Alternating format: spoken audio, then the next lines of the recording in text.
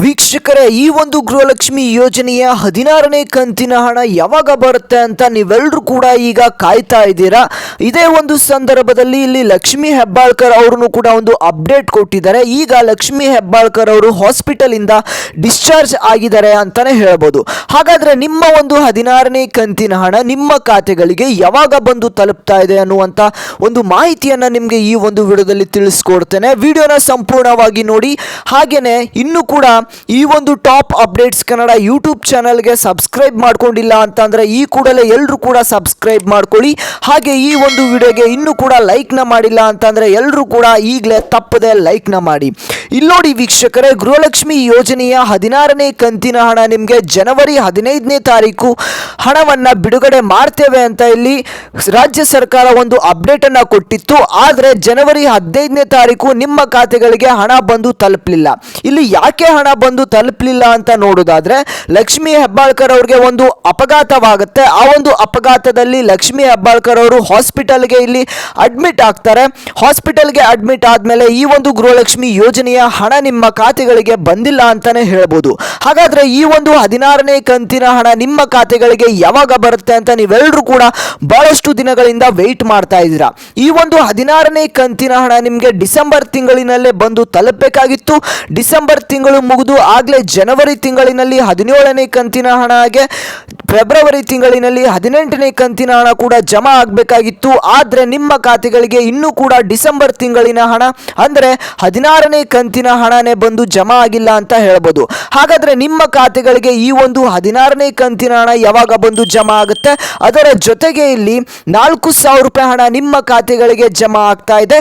ಯಾವ ಜಿಲ್ಲೆಗಳಿಗೆ ಈ ಹಣ ಜಮಾ ಆಗುತ್ತೆ, ಹಾಗೇನೆ ಈ ಒಂದು 16ನೇ ಕಂತಿನ ಹಣ ಬರುವಂತ ಎಕ್ಸಾಕ್ಟ್ ಡೇಟ್ ಅನ್ನು ಕೂಡ ನಿಮಗೆ ತಿಳಿಸ್ಕೊಡ್ತೇನೆ. ವಿಡಿಯೋನ ಸಂಪೂರ್ಣವಾಗಿ ನೋಡಿ.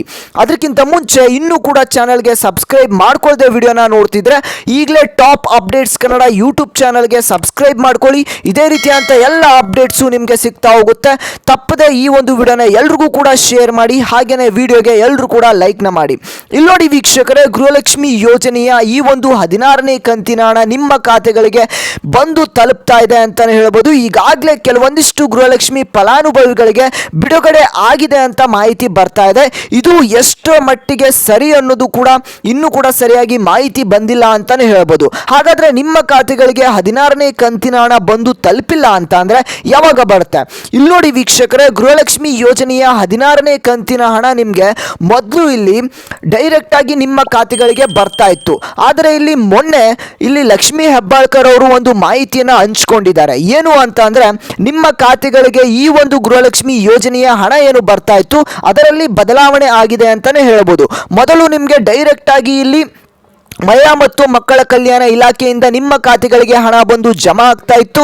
ಆದರೆ ಈಗ ಇಲ್ಲಿ ತಾಲೂಕು ಪಂಚಾಯಿತಿ ಆಫೀಸ್ ಕಡೆಯಿಂದ ನಿಮ್ಮ ಖಾತೆಗಳಿಗೆ ಹಣ ಬಂದು ಜಮಾ ಆಗುತ್ತೆ ಅಂತ ಮಾಹಿತಿಯನ್ನು ಕೊಟ್ಟಿದ್ದಾರೆ. ಆದರೆ ಇಲ್ಲಿ ರಾಜ್ಯ ಸರ್ಕಾರದ ಕಡೆಯಿಂದ ಹಣ ಜಮಾ ಆಗಿ ಅಂದ್ರೆ ಬಿಡುಗಡೆ ಆಗಿ ಬಹಳಷ್ಟು ದಿನಗಳೇ ಆಯಿತು ಅಂತ ಹೇಳ್ಬೋದು. ಆದರೆ ನಿಮ್ಮ ಖಾತೆಗಳಿಗೆ ಇನ್ನೂ ಕೂಡ ಹಣ ಬಂದು ತಲುಪಿಲ್ಲ. ಹಾಗಾದ್ರೆ ಯಾವಾಗ ಬರುತ್ತೆ ಈ ಒಂದು ಹಣ?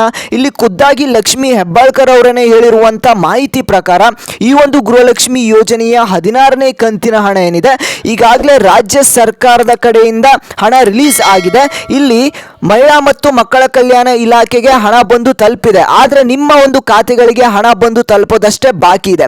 ಇನ್ನೊಂದು ವಾರದಲ್ಲಿ ನಿಮ್ಮ ಖಾತೆಗಳಿಗೆ ಹಣ ಬರುತ್ತೆ ಅಂತ ಲಕ್ಷ್ಮಿ ಹೆಬ್ಬಾಳ್ಕರ್ ಅವರನ್ನೇ ಡೈರೆಕ್ಟ್ ಆಗಿ ಇಲ್ಲಿ ಮಾಧ್ಯಮದವರ ಮುಂದೆ ಮಾಹಿತಿಯನ್ನು ಹಂಚಿಕೊಂಡಿದ್ರು. ಆದರೆ ನೀವು ಕೇಳಬಹುದು ಎಕ್ಸಾಕ್ಟ್ ಡೇಟ್ ಅನ್ನ ಹೇಳಿ ಅಂತ.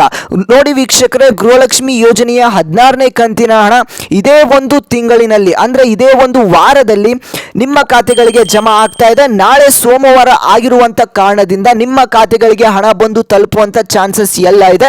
ಎಲ್ಲ ಒಂದು ಜಿಲ್ಲೆಗಳಿಗೂ ಕೂಡ ಈ ಒಂದು ಹಣ ಬರುತ್ತೆ ಅಂತಾನೆ ಹೇಳ್ಬೋದು. ನಿಮ್ಮ ಒಂದು ಜಿಲ್ಲೆ ಯಾವುದು, ನಿಮಗೆ ಯಾವ ಕಂತಿನ ಹಣ ಬಂದಿದೆ ಬಂದಿಲ್ಲ ಅನ್ನೋದನ್ನು ಕೂಡ ಕಮೆಂಟ್ ಮಾಡಿ.